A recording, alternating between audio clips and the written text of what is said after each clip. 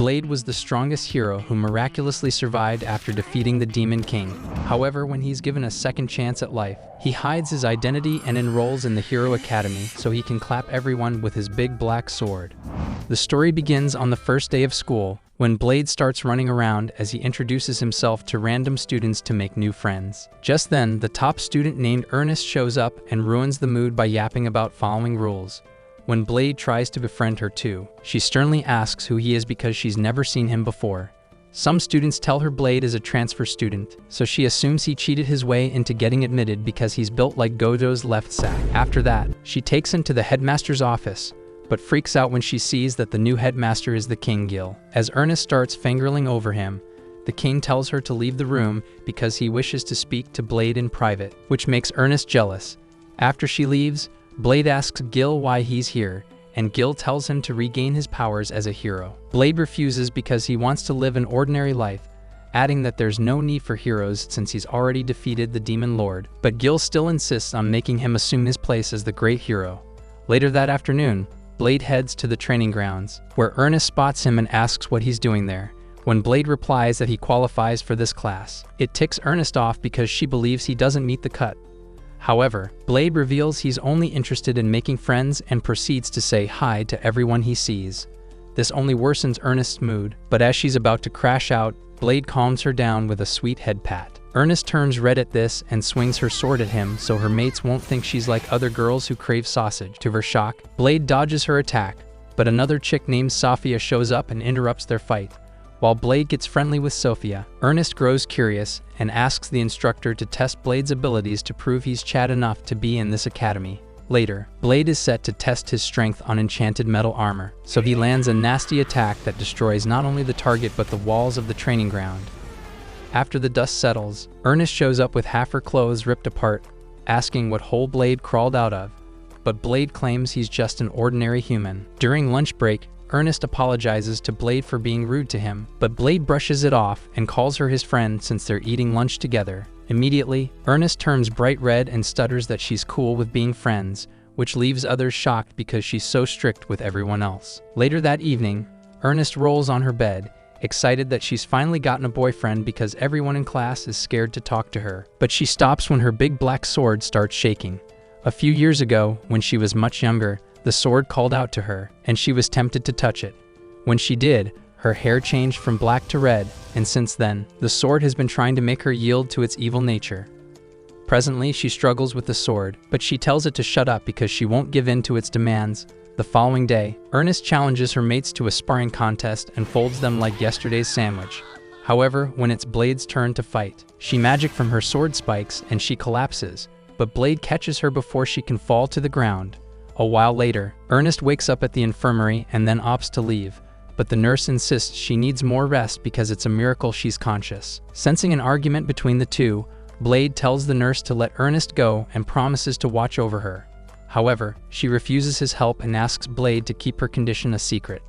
That night, Blade breaks into a secure facility to learn more about her sword. So the following day, he tells Ernest her sword has a will of its own and that it grants her tremendous power, but she doesn't have full control over it.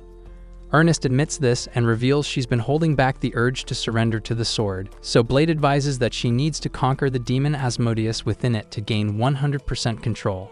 At night, Ernest summons the courage to challenge the demon, but she gets consumed and tries to attack Blade. Blade smacks some sense into her, which gives her the strength to conquer the sword. After the procedure, Blade catches her and smiles at her because she succeeded.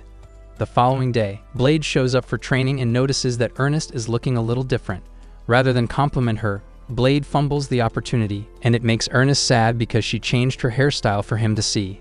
After that, she tells him to help watch Sophia, revealing that Sophia is the type to obey any command she's given. She also adds that Sophia doesn't act like she has a will of her own, and she finds it weird that Sophia was friendly with Blade the first time they met.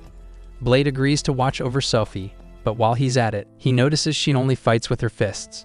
When he asks why, she tells him it's because it's all she knows, so he whips out his big sword, offering to train her on how to use it. As they begin, Sophia fails to get a clean slice on an enchanted armored dummy, so Blade tells her to use her sword as an extension of herself. A few tries later, she gets the hang of it, so Blade compliments her for being a fast learner and decides to call it a day. Before leaving, Sophie asks if she's now Chad enough to face Ernest in a fair fight, so Blade explains that it'll take a while for that to happen. Suddenly, Sophie attacks Blade and pins him to the floor to show how strong she has gotten. But rather than acknowledge her strength, Blade tells her that if she keeps sitting on him like this, she'll be hospitalized for 9 months, so she decides to get off him.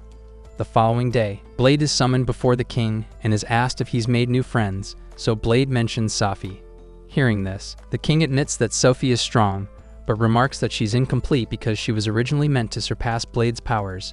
Out of curiosity, Blade demands some explanation, so the king starts talking about the artificial Great Hero Project. Apparently, the system was founded on the premise that another hero can be engineered since someone like Blade has already existed. So a certain group of people started experimenting on a human named Sophia and made duplicates of her to engineer a sample with the Great Hero's abilities. Sophie happens to be the 12th duplicate, who was treated as an object for so long until the king came and rescued her. Blade is creeped out when he learns about this, but he calms down a little when the king tells him he's ended the organization behind the Great Hero experiments. With all the king has said about Sophie, Blade realizes why she prefers to only act on people's commands and starts blaming himself for her condition because he used to be the Great Hero. He then swears to give her the normal life she's missed, but doesn't quite know what is considered normal.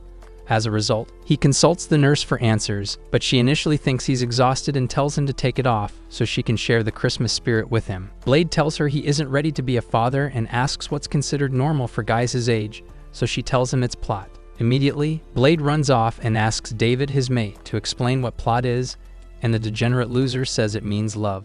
After that, Blade dashes off and meets 2 chicks, Jessica and Claire, asking what people do when they are in love, and they tell him about going on dates. Lastly, Blade stops by Ernest's room, asking what a date is, and the bimbo starts twitching, thinking he wants to take her out on a date. She explains that couples go out on dates to spend time together, and it usually finishes with a plotful happy ending. With this info, Blade dashes off, and it takes about 2 seconds for Ernest to realize that she just got played. Soon, Blade barges into the ladies' bathroom, ignoring a lot of artworks that will demonetize this channel. He asks Sophie out on a date, and she agrees because not all guys are Chad enough to walk into a room of unplotted girls to ask someone out on a date. That afternoon, Ernest, Jessica, and Claire spy on Blade to make sure he doesn't try something freaky with Sophie. A little later, Sophie shows up to meet Blade for their date, so Blade shows her the 69 activities he'd like for them to do on their date. Hearing these, Sophie smiles because he's put a lot of work into organizing their date, so she locks hands with him like they're married and walks off, making Ernest almost lose her mind. As time goes on, the girls keep close tabs on the couple and even end up hiding in a river with fat sticks in their mouths to allow breathing. After that, Blade stops by a love park and shares a drink with Sophie, but when Sophie sits too close to him, he panics because his sausage is starting to cook. While he tries to calm all the cursed energy rising in his body, Ernest watches from a distance, wishing she could choke on Blade's yogurt. A little later, Blade leaves the park with Sophie because he feels he's being followed, but he freaks out since he's running late for the next date activity. As Sophie sees his reaction, she holds his hands and tells him to calm down, then suggests they use their powers to speed to their next location. After jumping around the entire kingdom like frogs, Blade and Sophie decide to settle down at a water fountain to have a heart-to-heart conversation. At first, Sophie says she's had fun today, but she then turns and asks Blade why he went out of his way to make her happy. Blade says it's because he wants to be friends with all the benefits, and it makes Sophie open up about her secret. She reveals that she isn't an ordinary human, and that she's been granted artificial great hero powers. To show she isn't kidding, she activates her powers and alters gravity and even time itself, but she gasses out because she can't maintain such abilities for more than 10 seconds. After seeing this, Blade decides to reveal his secret of being the great hero, but he also adds that he's lost his heroic abilities, and the revelation shocks Sophie. Blade then apologizes for keeping the secret from her, but he blames himself for Sophie's condition and starts calling heroic powers a curse. Apparently, he never wanted to be a hero, and he feels his powers were a curse because he wasn't able to save everyone. As he recalls this, he starts sobbing, but Sophie notices and tries to encourage him. She tells him she's seen some of the people he's saved, and he should be proud of what he's done because she wants to be like him in the future. Blade's mood brightens after hearing this, and he decides he won't let his past as the great hero bother him anymore. The following day, Blade joins his friends for breakfast and shows off his insane appetite because he's having his best food. While the food takes damage, Sophie helps clean some crumbs off Blade's mouth, and it makes Ernest jealous because she wanted to clean it up with her tongue. Soon, other students join Blade at his table, and one of them, Jessica, shows off her new outfit to make Blade notice how her flat board and lead to milk jugs fit in it. Since Blade is only into nuclear-sized milkers, he doesn't notice anything different about her, so he's told that his new friends have been admitted into the advanced class and can wear whatever they want. Seeing Jessica's outfit, Leonard gets a little thirsty and tries to riz his way into making Jessica spend the night at his place, but he gets ignored like Jake Paul's excuses. Ernest then tells Blade about the king's plan to bring a dangerous magical beast to the school, but Blade doesn't take her seriously. Before he knows it, the entire academy starts shaking till he leaves to find out what's up. Apparently, Ku, the mighty dragon the king summoned to the academy, is already here, and she's in a mood. Since normal castle guards can't hold her, Blade arrives to help out, and he notices the dragon is after his breakfast.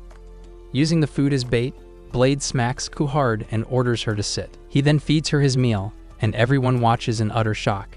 When Blade sees their shocked faces, he tries to explain that smacking a dragon isn't a big deal, and he doesn't notice when Ku morphs into a cute chick. He gets shocked when he finds out, but what bothers him the most is the fact that she's calling him daddy. At night, he assumes stepdaddy roles and gives her a warm bath, but Ernest arrives a while later to tell Blade what she's learned about Ku's kind. From the information she's gotten, magical beasts like dragons are creatures who seek out strength, and when one is defeated by a powerful foe, it tends to take the form of the creature who did it. Even after hearing this, Blade doesn't realize he caused Ku to morph into a chick. However, Ku blows his cover when she pulls the curtain, revealing that Blade was giving her a bath. As a result, Ernest freaks out and marches Blade's disgusting face, calling him a goat spawn before walking out of the room. The next morning, Blade feeds Ku his meat during breakfast, and it pisses Ernest off because she's still mad about last night. Claire, on the other hand, finds Ku cute and offers to feed her, but Ku refuses, claiming she can't be friends with weak humans. She then demands Blade's full attention, mentioning that she won't tolerate him having other chicks and that he'll now be subject to feeding her every day, as well as giving her late-night massages. Blade agrees to her terms since he has no choice, but Ernest is freaked out because he agreed to the massage thingy. Right after, Ku reveals that Blade is a degenerate Chad who is fond of staring at ladies' milkers, and she's tired of it. Hearing this, all the girls at the table are shocked, so they decide to punish Blade accordingly. That afternoon, while Blade is exempted from training, he tells Ku to play with him, but when she shows up, Blade gets carried away by some chicks who beg him to teach them how to fight. By the time Blade recalls he was supposed to be with Ku, he realizes she isn't there anymore and wonders where she ran off to. Around sunset, some students offer to play with Ku, but she refuses, saying she can't play with weaklings. As she runs off, she bumps into Blade and gets excited because he'll now have time for her. That evening, after Blade puts her to sleep, he speaks to Ernest in private, saying that Ku seems lonely, but Ernest tells him he can't keep pretending to be Ku's father. Despite that, Blade insists on taking care of Ku, so she doesn't end up alone in this world, and Ernest finally agrees. However, when Blade returns to his room, he realizes Ku isn't there anymore and finds her on a rooftop. Here, Blade asks her if she'd like to make friends, so she replies that she can't be friends with humans because it goes against her code as a dragon.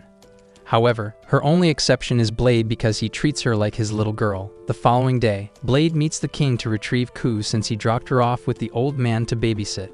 When the king reveals that Ku ran away, Blade gets pissed and tells the king that even a blind goat babysits better than him.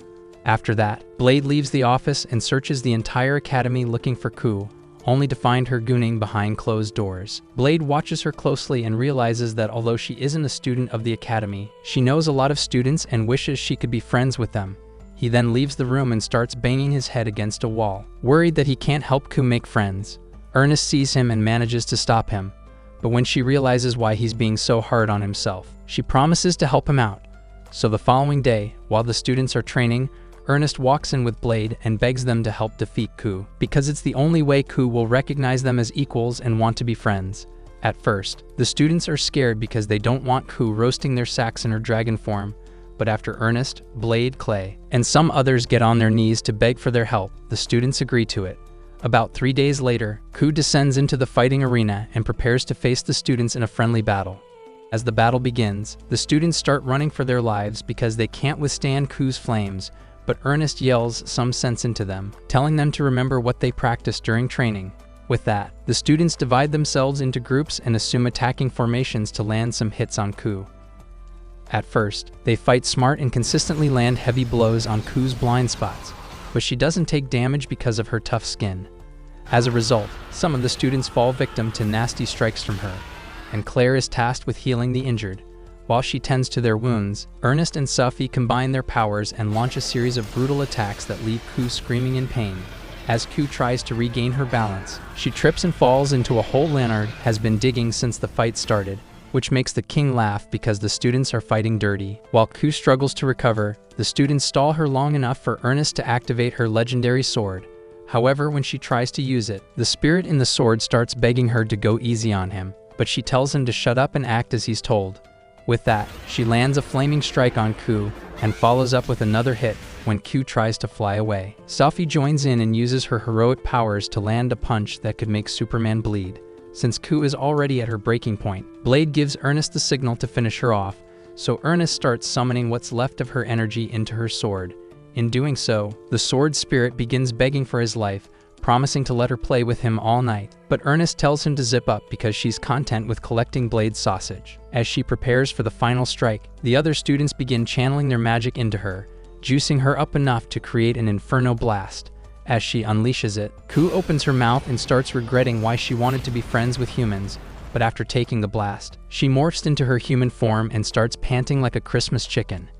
Deep down, she's hurt because she lost, and she feels Blade might abandon her since she thinks she's a weakling, but Blade promises to remain by her side. He also tells her she lost fair and square to humans, so she acknowledges her defeat and decides to become friends with everyone. The following day, the king is in high spirits, so his hot assistant asks what sus thing he's planning. The old man replies that he's recently acquired a device that allows for virtual reality, and he intends for his students to use it during training. Later that afternoon, Claire tries to feed Ku and almost wets herself because Ku is so cute, while she fiddles with Ku's cheeks. Blade points out that Ernest has put on some extra pounds, but everyone at the table tries to get him to shut up. Leonard seizes the opportunity to sweet-talk Ernest into feeling good about her size, but ends up getting yelled at. Eventually, Ernest runs away in shame, and all hands point to Blade as the culprit.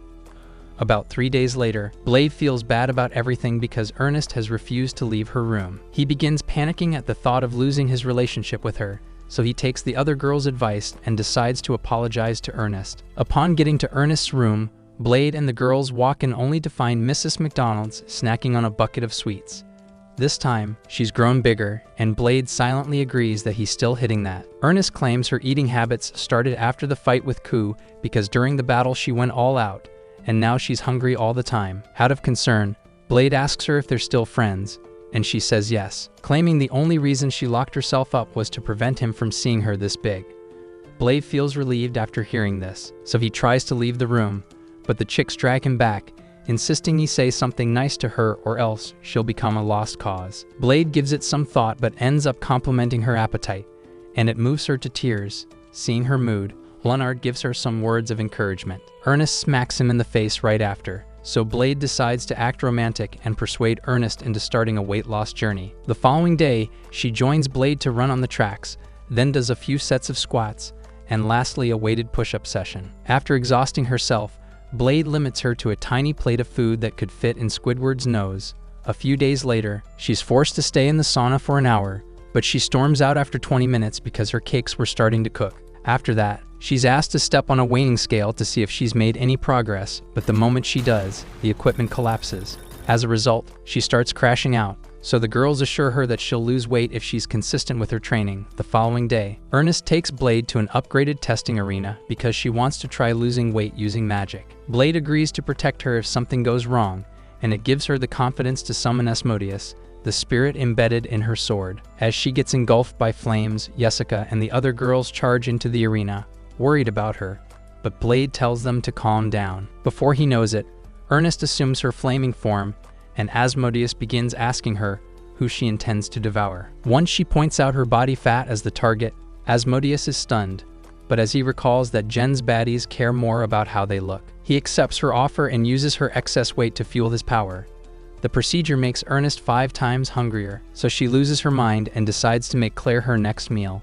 But before that can happen, Blade shows up and uses his black sword to smack her in the back. The impact reverts Ernest to her normal human form, and she wakes up excited that she's lost all that weight.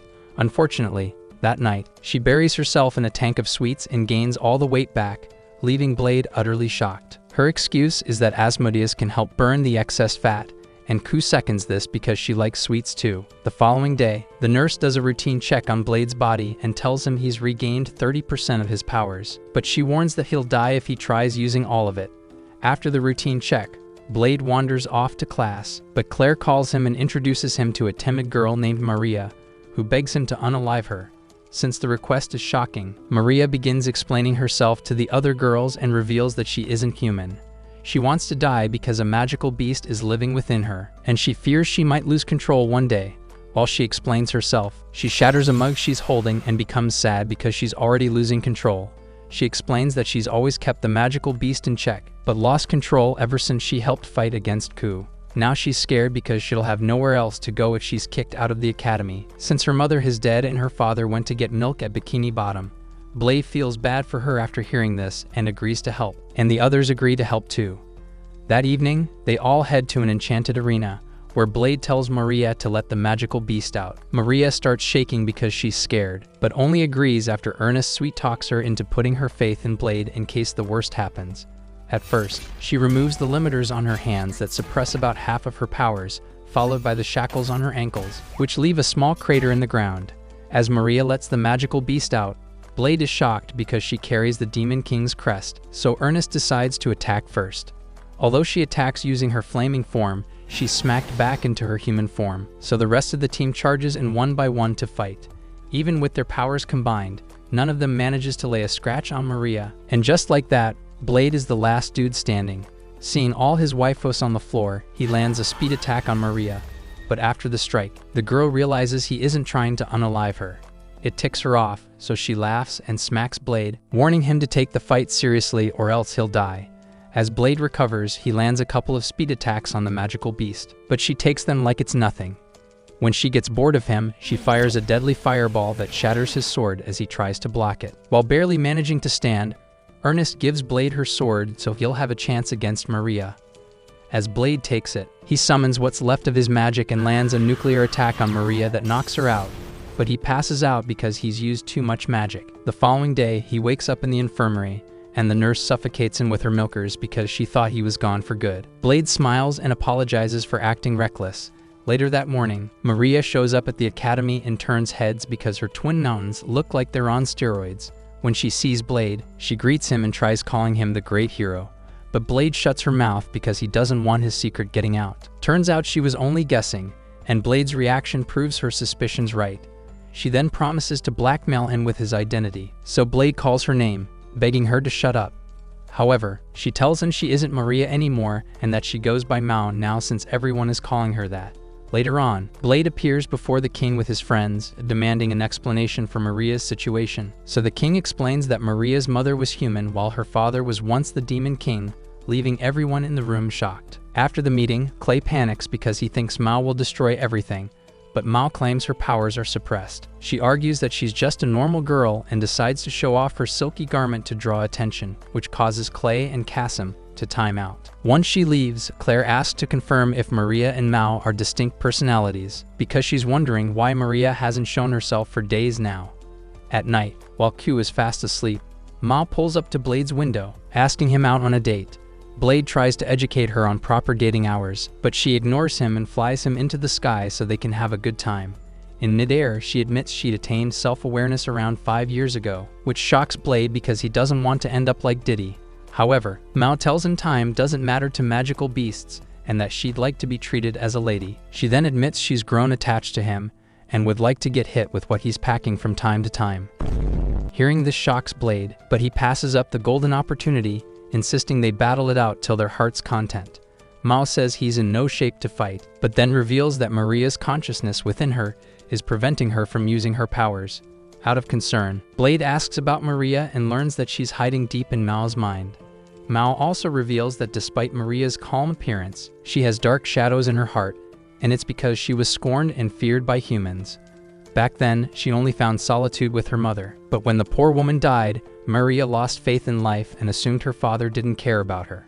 Presently, Mao admits she was conceived in Maria's mind as a coping mechanism for the emotional pain and hints that Maria might never return. About 3 days later, Eliza, Maria's friend from the research group, informs Blade's team that Maria's necklace isn't a sealing item. Mao insists otherwise because she believes the necklace restricts her, but Eliza says it's a recording device. She claims the message is from the person behind the pendant, and Mao realizes she's talking about Maria's mother. However, Eliza warns that listening to the recording will bring Maria's consciousness back, which would mean Mao would be lost for good. Despite that, Mao agrees to play the recording, but it ends up being a message from her father, the late Demon King. The message was meant for his wife, telling her to forgive him for leaving her behind to fight his enemy. He claims he had to do it to prevent dragging his family into his mess, but says that his unborn daughter should be told he is dead. As the recording plays, with the Demon King expressing his love for his family, Mao starts shedding tears because she knows Maria is already coming back. She then bids farewell to everyone, and after that, Maria's consciousness takes over, and she weeps bitterly. A few days later, Blade is set up to fight against Maria, and it turns out Maria can now summon Mao at will because she's found a way to coexist with her. A few days later, Blade and his girls return from eating sweet treats at a restaurant, but they stop when they find a wagon blocking the road. Turns out, a humanoid horse named Dion is the one behind the wagon, and Blade knows her. She recognizes Blade too and almost addresses him as the great hero. But Blade covers her mouth, telling her that no one can know his real identity. Standing behind him, Ernest notices he's acting too familiar with Dion and asks if he knows her, so Dion tries to fumble a quick lie. After that, Ernest offers to help with her wagon that's stuck, and Ku offers to help too. But Blade is a bit disappointed when he realizes she was delivering a package for the king. After she delivers the package, the king assigns her to become a teacher at the academy, leaving Ernest and Blade completely shocked. The king claims it's because Dion is quite skilled, and that he feels she's the perfect instructor for his class. But Blade isn't quite cool with it. On her first day, she gathers her students at the training arena and rams into multiple enchanted steel blocks, melting them upon contact. The students are left with their mouths open as they watch, and they start shaking when Dion calls it an ordinary warm-up. She then introduces herself as the Iron Lance, and it stuns Ernest because it means Dion is the commander of a military unit as deadly as SEAL Team 6. Dion confirms this and admits she was privileged to fight alongside the great hero. But all these feats make Ernest wonder how someone like Dion knows a mindless dog poop like Blade. A little later, Dion heads to the shower to freshen up and starts making cultural sounds when Jessica scrubs her back. Deep down, Jessica is quite curious about how Dion knows Blade, so she tries to use her magic fingers to massage the truth out of Dion. However, Dion holds it down and keeps Blade's secret. Scared of his secret getting out, Blade barges into the room, telling the girls to stop making happy noises, but Jessica decides to scare him by showing her unmentionables. Surprisingly, Blade says it'll take more for his bones to straighten, but that's when Mao restrains him, allowing Dion to shed some light on his past. According to her, the first time she met Blade, the dude acted like a wild animal and thought she was a horse, then decided to bite her cakes because he was hungry. Since then, she trained and became worthy of joining forces with the great hero. Although she doesn't reveal Blade's identity, she admits to letting the great hero ride on her back, but she feels bad because she didn't join him in the battle against the Demon Lord. Deep down, she feels the great hero didn't take her along because she was weak, which is why she maxed out her training to get strong. Several days later, while Blade and Ernest are rounding up shopping for supplies, a pair of sacred birds pulls up, leaving Ernest shocked. While she panics, Blade tells her to chill out because the birds don't attack unless provoked, not until one of the birds tries to snatch a moving cargo. The incident causes everyone to panic, but as Ernest prepares to fight, the birds give her the side eye and fly off. In their absence, Ernest wonders why the birds attacked, so Blade figures the birds are mates and tells Ernest the king might have something to do with their sudden aggression. As a result, Ernest meets the king for answers, so he explains that he had Dion transport the sacred bird's egg. He then explains the conditions required for the egg to hatch, claiming that he stole the egg because the sacred birds didn't prepare these conditions. Hearing this, Ernest realizes the king was trying to save the egg, but she's concerned when the king reveals that the egg only has until tomorrow to hatch, and they need to make it happen. The following day, Ernest gathers all the students and informs them of the plan to stall the sacred birds long enough for the egg to hatch. He plans to keep the egg concealed until the last minute, so that when the sun is about to set, they can raise the egg to the top of a tower to let it hatch. After he gives a Temu speech, Claire and Maria are a bit scared because their mission is risky, so Blade tells them he believes in them and that things will work out. After that, the mission begins with Leonard charging to face a sacred bird, but he loses gas mid-air and falls to the ground. Just then, one of the sacred birds tries to attack Jessica, so Clay dives in to play hero, but he ends up running for his life when it gets too much. While the bird is distracted, Blade orders his comrades to restrain it with gold iron ropes, but it doesn't stop the bird from moving. Since the ropes can't be broken easily, the sacred bird pulls with all its might and ends up dragging 2 houses along with it. All the while, Claire tends to the wounded with her healing powers, but she's shocked when the other sacred bird tries to attack. Seeing this, Ku activates a partial transformation and tries to fireball the sacred bird into a nicely served crispy chicken. But the bird takes the flames like it's nothing and smacks Ku to the ground. Seeing this, Blade signals to Maria, so she switches to Mao and uses her powers to strike the sacred bird with lightning.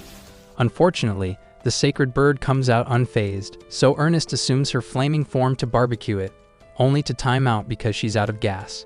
Coincidentally, she falls into a restaurant filled with sweets and decides to swallow everything to get her powers back up. When it's around time for the egg to hatch, the lift carrying it to the tower stops working, and the sacred birds notice the egg. Blade panics, but his team offers to hold off the birds long enough for him to drop the egg on the tower. Immediately, Blade sprints off to carry the egg, but since he can't carry it alone, Dion decides to give him an extra push to the tower. Getting there, the king compliments his hard work, but Blade panics when he sees a sacred bird flying toward the tower. Surprisingly, the king stands up and tries to sweet-talk the bird into calming down, and it turns out that a sacred bird once saved his life, which is why he's going the extra mile to save the bird's egg. However, he gets smacked by the sacred beast. With only 5 seconds left, Sophia shows up and uses her powers to freeze the bird long enough for Blade to land a nasty strike on it. Fortunately, the sun's rays hit the egg, which then causes it hatch into a pair of twin sacred birds that start staring at Blade like he's their mommy. One time, Blade walks in with a sword dripping with blood and he faces Sophia, who informs him that she has always wanted to go all out against him. With that, she activates her time stop skill and strikes Blade severely. 10 seconds later, after her ability have worn out, Blade shocks her by revealing he wasn't affected by her attacks, which was due to the body hardening spell he had cast beforehand.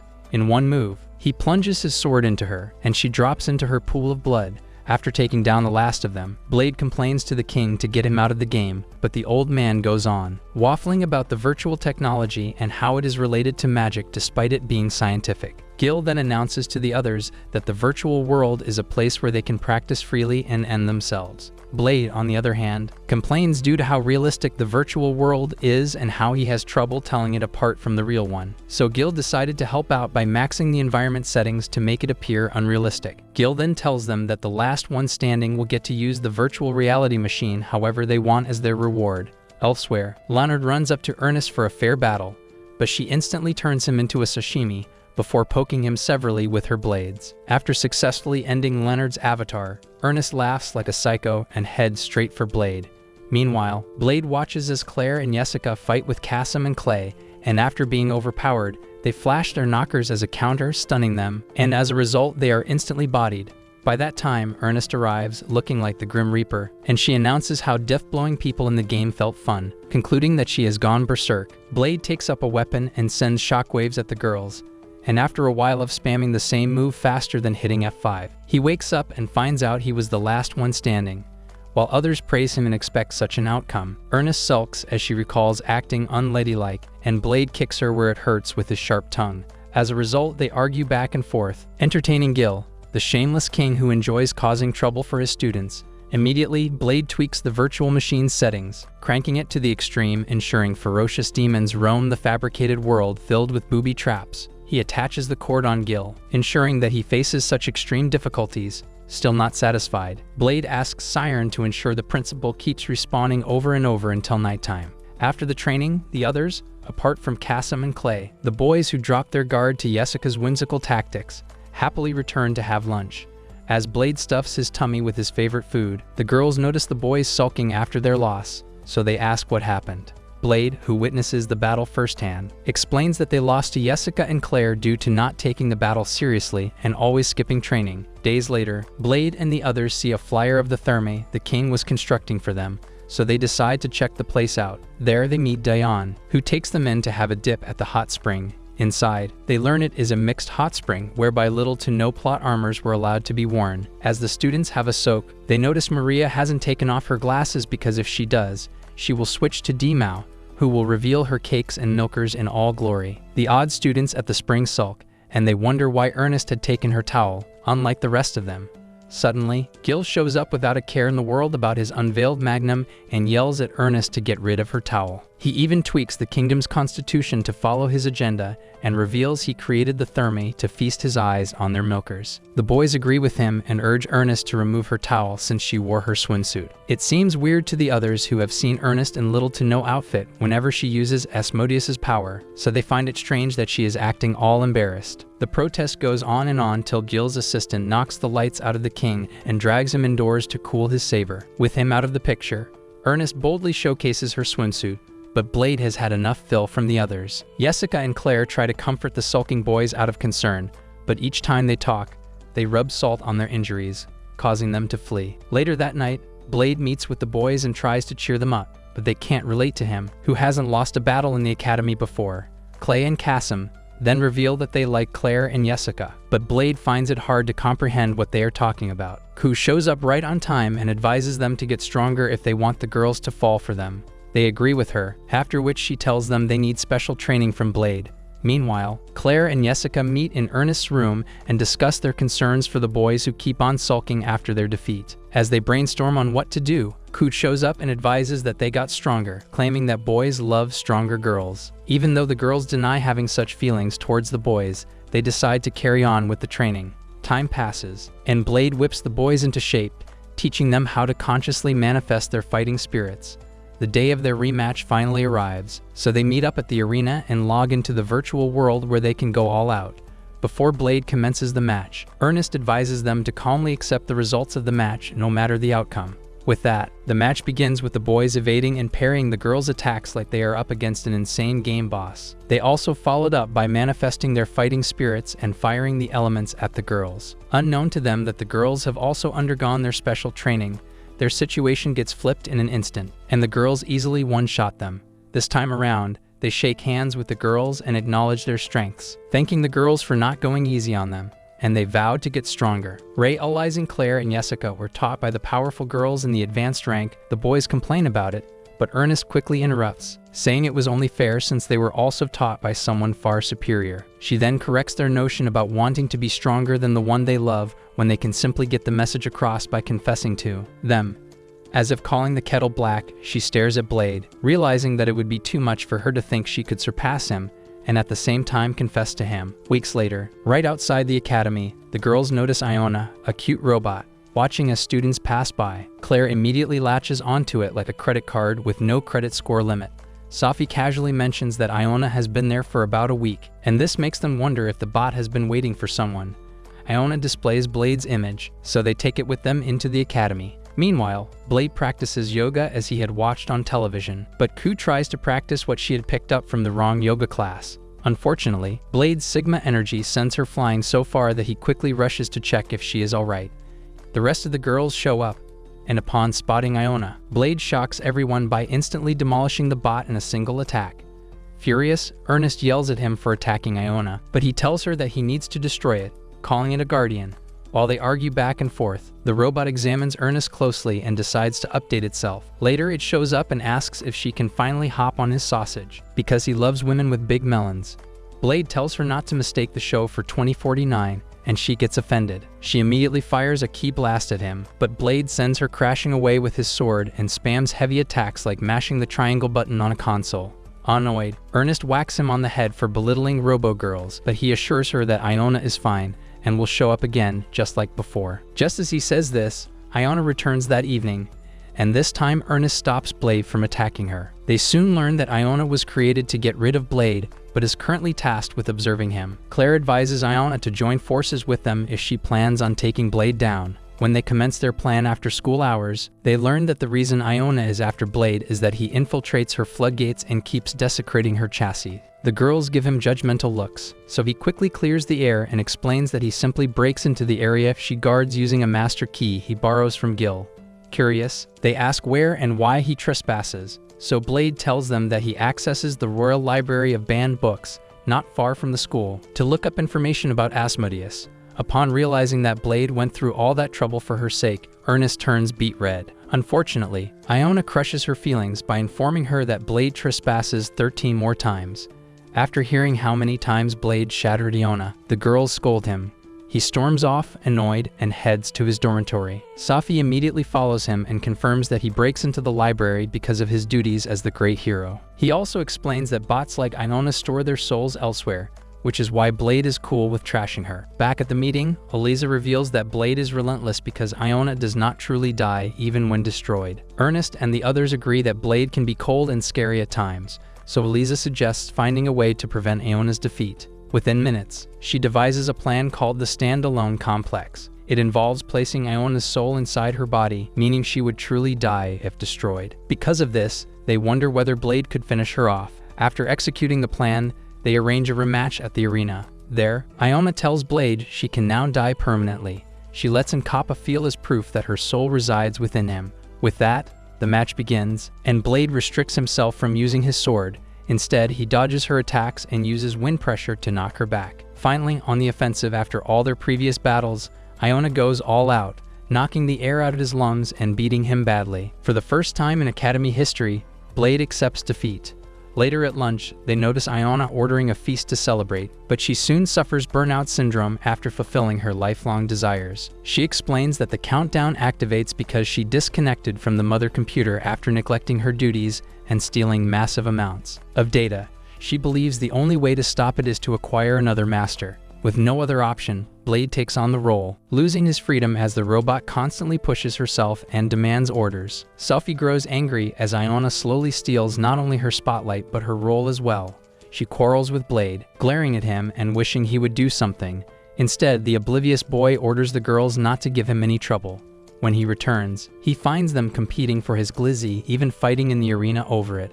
He smacks them and disqualifies everyone. Rather than confronting each other directly, they decide to compete over who can please Blade most, helping him bathe and even watching him sleep. Their rivalry opens the door to friendship, as they had always been alone.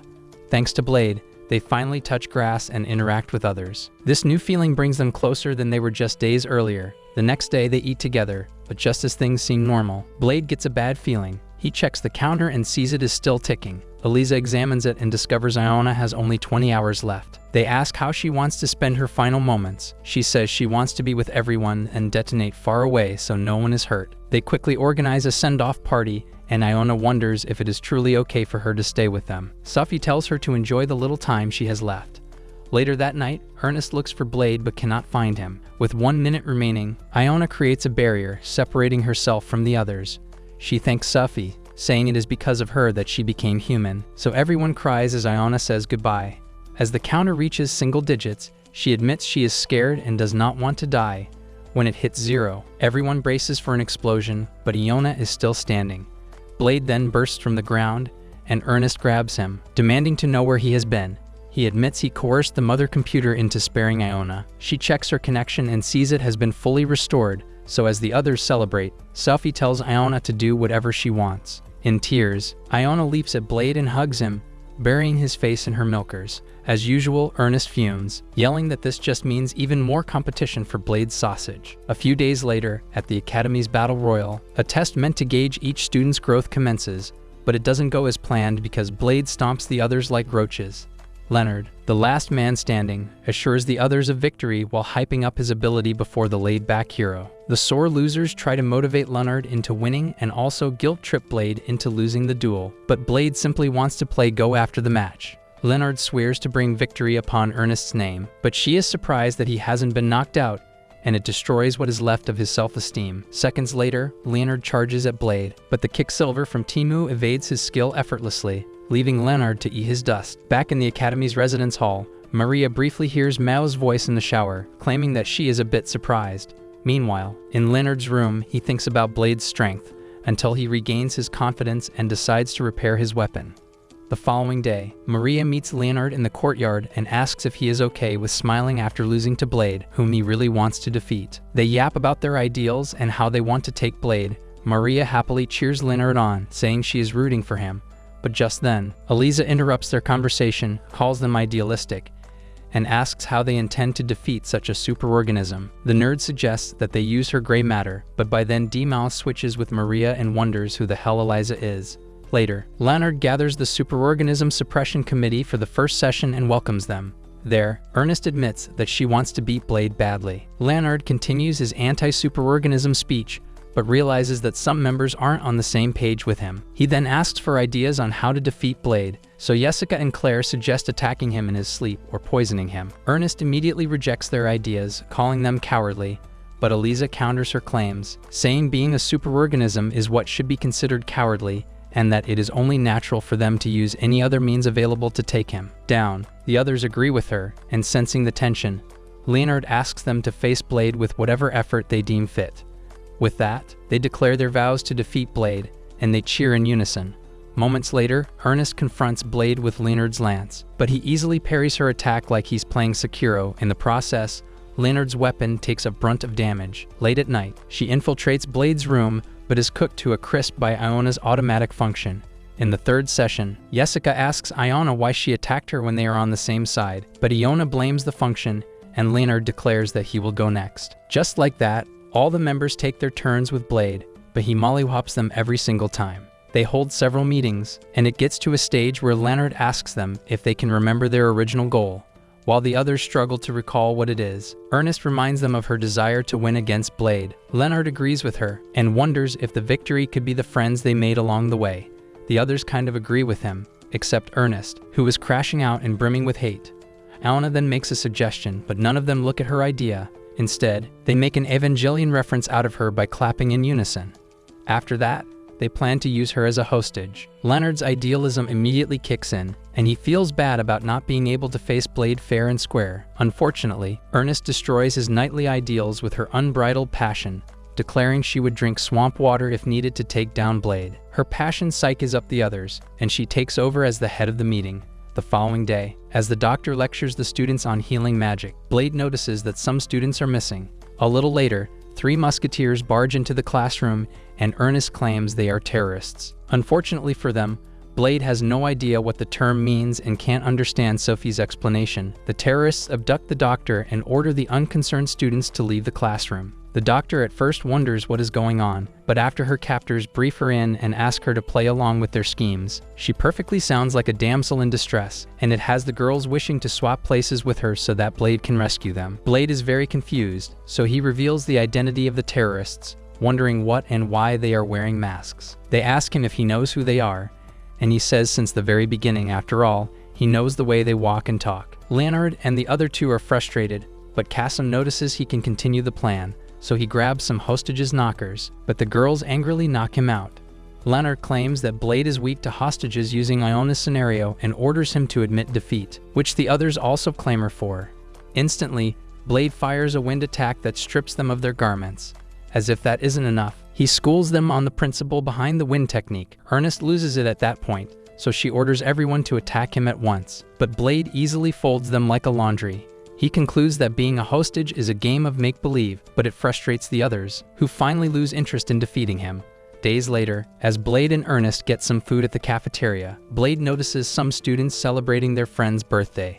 The buffoon, who doesn't know what a birthday is, asks Ernest for pointers. She tells him what it is, but then realizes that he doesn't know anything about the celebration or the day he was born. Moments later, the girls have a tea party outside, and Ernest briefs them about her discovery. Dion confesses that she also doesn't know Blade's exact age because he could already stand and walk when he was found. They all try to decipher when he was born, but it is all guesswork. According to the rumors, he was given the name Blade because he was found holding a sword. With that out of the way, they wonder what to give him as a gift. So Ernest suggests they offer him his favorite dish. From nowhere, Gil shows up and supports the food idea, but the girls don't want to give Blade something he can already get at the cafeteria. Gil then informs them that they can make the food special by having it prepared with special ingredients. With that, he takes the students to the royal pantry, which looks like another dimension, completely different from their country.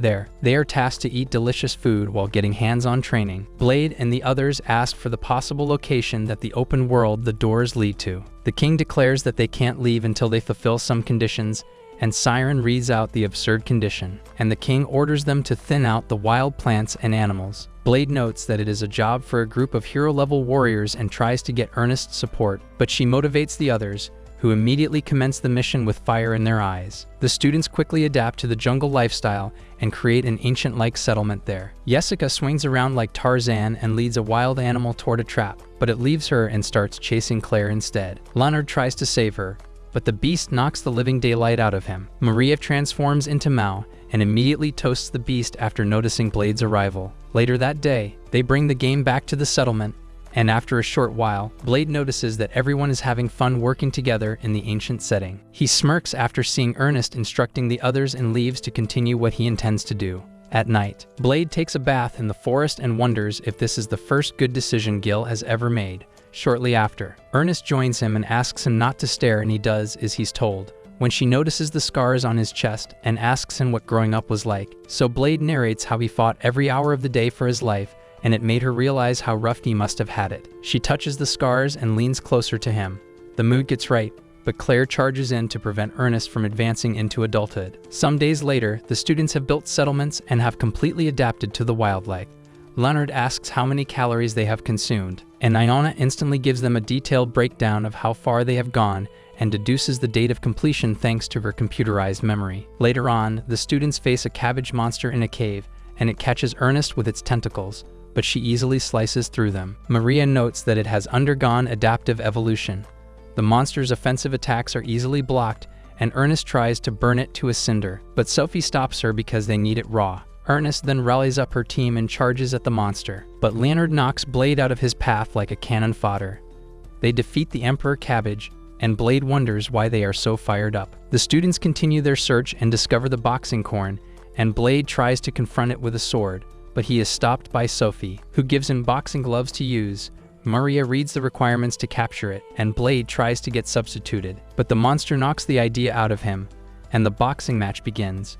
Shortly after, the monster is defeated. As they continue, they encounter some other monsters and arrive at the area where they'd pick some pepper monsters with really strong spice leaching out into the air. Ku, on the other hand, leads Maria and Eliza to their next target, and Eliza immediately reads out the information on the monsters. Maria transforms into Mao and charges at the monsters while Eliza cheers them on. Meanwhile, Blade and the others discover some large carrots, and he tries to pull one out, but it releases a loud shriek. Ernest stops him and reads out some important information about it, but Iona pulls him out because she can't be affected by curses. The carrots shriek, and the birds and trees in their proximity wither away. Later that day, they move the carrot back to base, and Ernest realizes that Blade doesn't like carrots.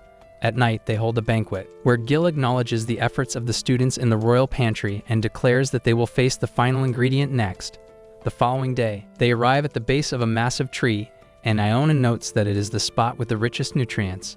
Shortly after, the Beast King shows up, and Sophie reads the vague information about it. Gil watches with excitement, and Day-on cheers Blade on. To their surprise, the Beast King is squashed like a filthy bug by a bigger threat, the behemoth. Despite it looking like a disaster out of Jurassic Park, Gil orders them to defeat it, claiming that its meat is tastier. As if possessed, the students are fired up by these claims and commence their attacks, but it has no effect. Behemoth knocks many of them off easily, but they keep trying.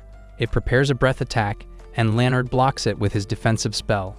Ernest leaves the rest to Blade, and he requests D-Mao's assistance because he can't defeat it with the amount of power he has unlocked.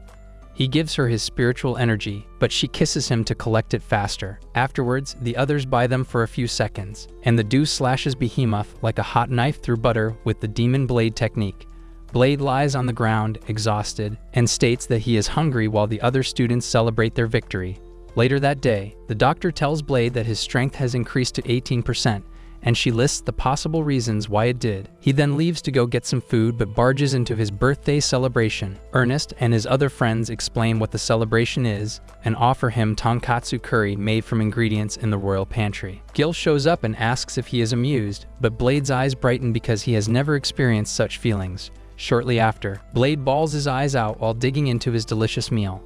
On a fateful day, Clay practices the Dragon Slash skill, and Kasim compliments him, but Sophie arrives and recreates the skill on a whole new level entirely.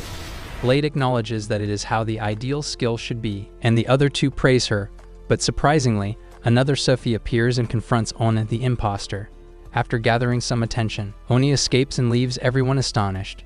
Later that day, Oni jumps around on roofs like a ninja from Naruto and arrives at a secret warehouse where other Sophie doppelgangers are. The other clones ask her about her mission, but she makes some valid excuses. Troyes looks at Owen condescendingly and says she failed. This makes Owen order Sync, a battle freak, to bonk the annoying pest like she's playing whack-a-mole. After failing to explain in words, Deux kisses Oni to collect empirical data, and the kisses go round like it's in Sweet Home Alabama. They see what happened at the arena and immediately cook Oni because they don't give two fingers about teaching Dragon Smash to others. The following day, Jessica shows off a new weapon skill and praises Eliza's prototype invention after roasting the training dummy. Blade tries to downplay the ability, but Eliza gets mad at him because he is far from normal. Suddenly, Deux arrives at the arena and makes some absurd requests before challenging Blade to a fight. The clash creates shockwaves, and Deux retreats when Sophie shows up. At lunch, the students discuss the recent Doppelganger issue, and Ernest wonders if they are Sophie's sisters. The others note that Ernest has picked up Blade's slacking personality, so Ernest immediately switches to Empress mode in the twinkling of an eye. Just then, Altia suggests that the doppelgangers really want to unalive Blade, but the other students normalize it because they all have the same idea playing in their empty heads. Ernest concludes shortly after that they are assassins, and Sophie declares that she will protect Blade. Back at the doppelgangers' base, Sync makes fun of the others because they failed to clip Blade, but they make up excuses to feel better. A shady man summons them and urges them to prove the validity of his research by ending the great hero. Oni and the other girls receive the order and immediately depart to annihilate Blade. That night, Sophie enters Blade's room, and it triggers Iona's defenses, but the bot stops after confirming Sophie's identity. Iona assures her of Blade's safety, but suggests that she sleep in the room to increase the security level. To her surprise, Sophie rejects the offer and declares her intention to protect Blade in her own way. She leaves the room and encounters Iona, whom she tries to talk out of, but Oni prioritizes the mission and attacks her instead. Sophie blocks her attack, knocks her down, and mounts her like Ronda Rousey, but stops right before striking. She releases Iona, and before Oni performs the legendary villain retreat, she tells Sophie that they will be waiting in the shadows. The next day, the students lead Sync into a virtual reality world and get some important information from her due to her low intelligence. As the psycho chases after them, Ernest urges Blade to stick to the plan, but a stone hits his head. He trips, and Sync punches the living daylight out of him while his friends watch. After exiting the Ver world, the others wake Blade, and Eliza explains that their plan succeeded because Sync left thinking it was all real. Later that day, Sync breaks through walls like Hulk from eBay and chases Blade after realizing that she had been fooled. Blade runs through the corridor, and Iona gives him a breakdown of the building's damage, but they are intercepted by another doppelganger. They evade her, and Iona rage baits them so they continue the chase. Meanwhile, Ernest readies the mages, who don't seem confident in their abilities, and Blade leads the doppelgangers into their path. The mages cast their spells, but it doesn't stop them, and Ernest then tries her spell, which stops Deux. Blade, on the other hand, luckily stops Sync from hitting Ernest, and she notes that he can also use magic. However, the duo hold hands to create a massive black hole that sucks in everything in its proximity with their artificial great hero skill. The students try to hold out but realize that it doesn't have a time limit. The skill nearly sucks in some mages, but Blade saves them. Sophie shows up just in time and creates a mini black hole, which sucks in the larger one, and she conceals it in her palms but loses consciousness from the effect. Like a man with style, Blade pulls ahead of Spider-Man by successfully catching Sophie. In that moment, he sees the other 5 doppelgangers who stare at him before walking away with their unconscious counterparts. Later that day, Sophie regains consciousness, and Blade offers her some apples he has cut the way she likes. She eats them and asks about the casualties, and learns that no one had died. He briefs her about everything and tells her not to worry, but she still apologizes for causing trouble. He then asks about the doppelgangers, and she tells him how they were created with the same technology as she was by the artificial Great Hero Project. Sophie claims that the king rescued her and calls Blade her salvation, but the doppelgangers don't have anyone to save them. Blade feels bad again and apologizes for making them go through such horrible things as the Great Hero and hopes to become friends with the doppelgangers too, but she states that it won't be possible. She explains the modifications the girls went through, which she escaped, and how the programming controls them to always try to send the great hero to the depths of Tartarus. He notices that she is crying and gives her a really warm hug that she desperately needs. That night, Blade sleeps by her bedside, but she secretly leaves without saying anything. Some days later, Gil summons the students to his office and tells them about Sophie's withdrawal from the academy, and Ernest lashes out at him for letting her. Blade stops her and points out that Gil isn't happy about it either. Ernest then vows that they will bring Sophie back, but Gil asks if they know where she is headed. Blade guesses that she would be searching for her sisters, and Jessica takes out a note containing some important information. They decide to commence their quest, but Gil stops them and asks if they know her true intentions. He explains how she doesn't want to involve them because the only way to stop the doppelgangers is to end them. Before leaving, he asks the students to think about it again. The following day, Q and Iona join Blade in the search for Sophie, and D-Mao later tags along. They set out to leave at dawn, but met the other students waiting for them at the gate. Blade apologizes for being late, and they begin their operation. Sophie arrives at the doppelganger's base and walks into the pathetic warehouse, but it is empty. She leaves and notices Ernest approaching the area on a flying monster, but ignores her and tries to leave. Ernest notifies Eliza and tries to communicate with Sophie. However, the baddie, who doesn't come around for a sermon, requests Ernest to let her be. Realizing how adamant Ernest is, Sophie reveals the truth about herself being the 12th test subject of the Artificial Hero Project and how, despite the people involved in the project being arrested, the appearance of the doppelganger shows that someone continued the research. Ernest asks why people are after Blade's life, but jumps to a conclusion on her own, which the others relate to. Sophie apologizes for involving them and tries to break her bond with them to protect them, even at the cost of her own life, but Ernest scolds her instead. After bringing Sophie back on track, Blade declares that they won't need to take down the doppelgangers. However, Sophie explains how their neural programming works and emphasizes that the doppelgangers don't have much time left either. Blade states that he has no plan but still wants to save them, and he asks the others to help him. They agree, and he leaves the planning to Eliza, who claims to have made one already. At the same time, at the new base, Oni wakes the unconscious doppelgangers with threats, and their shady creator reiterates their goal.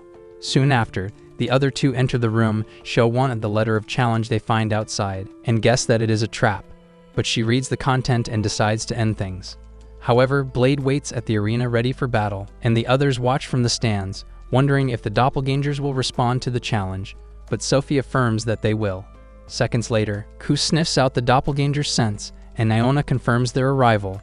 Blade welcomes them and hopes to be friends with them, but the hostile visitors declare their intention to erase his existence. The 5v1 commences, and Eliza tells Blade to endure their attacks while trying to deplete their energies, but the alleged superorganism struggles to keep up with the onslaught. Meanwhile, Dion and Siren coordinate the plans made to capture the doppelgangers and the entity giving them orders. But the useless king enjoys the thrill of the exercise. Eliza gives Blade some assurance, but he is disarmed by the relentless strikes, and Ernest feels the urge to help him, so Sophie stops her. They decide to have faith in him, and he repels the 5 of them with a magic barrier. His dire condition gets Ernest frustrated. At the last moment, the doppelgangers start using their special powers to attack Blade. Just then, his friends toss him capsules containing their ultimate skills, and he inserts them into his sword and counters some of the opponent's special powers. His sword falls apart on the 3rd turn, and he is left vulnerable to the oncoming attacks. Blade then demands Ernest's capsule, but he is interrupted by the psychotic clone, Sync, who only thinks of destroying things. Sophie immediately swoops in to save him, recovers Ernest's capsule, and offers her life to him. He counters Sync's special power with Sophie's technique and collects Ernest's capsule from her. He confronts Owen and blocks her special power with Ernest's spell in the capsule. As the sun rises, Oni states that her time is up, and her arm falls off just before she collapses. Blade hurries to her side, and she informs him that she has till sunset, which he relays to Eliza. Eliza reviews the documents she discovered on them and guesses that the doppelganger's days are limited to 14. Claire tries to heal Ona, but it doesn't work, and Eliza explains why it doesn't. She also states that they found their creator, but he was already dead by the time the girls were born. Frustrated, Eliza apologizes because her science can't do anything with the limited time they have, but Sophie asks Blade to gather all her sisters. Moments later, Sophie holds Ona and claims that there is a way to save them, but Oni isn't interested in living because she failed her mission. Blade makes them believe they can surpass him, and the exhausted sisters decide to stay motivated. Oni uses her special power, and Sophie asks Blade to take control of it, and he transfers their consciousness to Sophie. The following day, Blade wakes up in the hospital, and Ona visits him through Sophie. She hopes that he will get better and swears to end him, but he asks about the others instead. Oni replies that they want to speak to him and immediately switches consciousness to Sophia. He asks if she is okay, and she affirms, comparing her situation to having 6 offsprings, but he wonders why it is 6 and not 5. At the arena, the students take on a dragon, but it easily fends them off. Ku transforms into her dragon form and tries to brawl, but she loses the contest of strength. As usual, the view keeps the king edging in his seat while the doctor asks her attendants about the monster's status. After the briefing, she concludes that she will be busy after the exercise since the king has a fetish for watching his students get beaten up by monsters. The dragon knocks the lights out of Ku, and Ernest bombards it with her techniques, but Asmodeus can't hold out after a while. The insignificant Leonard tries his best, but he gets mollywopped by the dragon. Sophia catches his weapon and uses the power of all the personalities within her, but there is no effect. The other students try their luck, but they all fail, and Siren wonders if it was a bad idea. The king tells them not to worry. As Gil anticipates, Blade swoops in and defeats it with one blow, and it gets his friends mad at him as they call him a superorganism since he is a walking nuke. That's the end of today's video. If you stayed until now, comment down below pink plots. Leave a like and subscribe to the channel if you want to see part 2 of this recap. Don't forget to check out the next video. It might just be your new favorite anime recap.